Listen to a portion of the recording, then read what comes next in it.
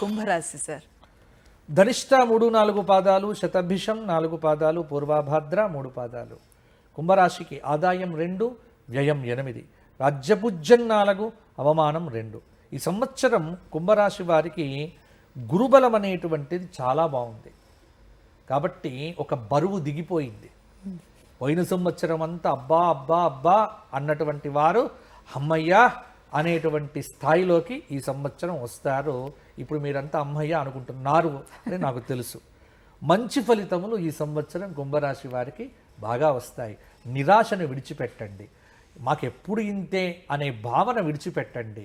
నిస్పృహను వదిలిపెట్టండి. పలాయనవాదాన్ని పక్కన పెట్టండి. చక్కగా పరిగెత్తడం అనేటువంటిది నేర్చుకోండి.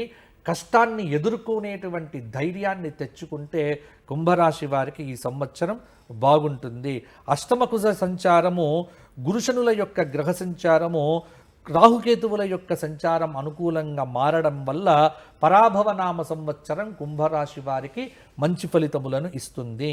అయితే రియల్ ఎస్టేట్లో విపరీతంగా పెట్టుబడులు పెట్టకండి. ఉన్న ఇండ్లు కాపాడుకునే ప్రయత్నం చేయకండి. అమ్మకం తగ్గించి కొనే ప్రయత్నం చేస్తే పర్వాలేదు, లాభాలు వస్తాయి.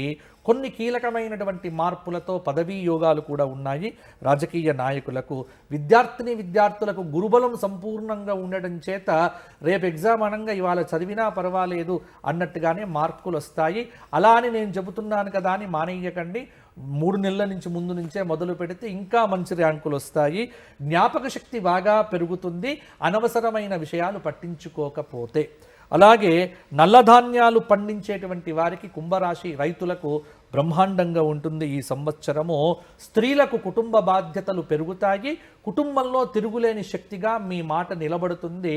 మీ మాట అందరూ కూడా ఆమోదిస్తారు.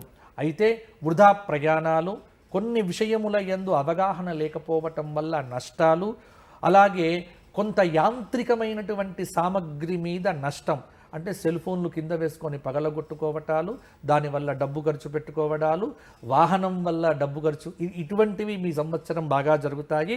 కాబట్టి జాగ్రత్తగా ఉండమని సూచన. మేము తృప్తిగా ఉన్నాము, ఇలాగే ఉంటాము అనుకుంటే కుంభరాశి ఈ సంవత్సరం చక్కగా ఉండొచ్చు. మీరందరూ కూడా ప్రతిరోజు శనికి సంబంధ స్తోత్ర పారాయణం చెయ్యండి. రావి చెట్టు చుట్టూ 54 ప్రదక్షిణములు చెయ్యండి. శనివారం నాడు నువ్వుల నూనె శివాలయానికి దానం ఇవ్వండి. సంవత్సరంలో 12 అమావాస్యలు ఎవరికైనా ఒక బీద వ్యక్తులకు ఆహారాన్ని పెట్టండి. అద్భుతమైన ఫలితాలు వస్తాయి.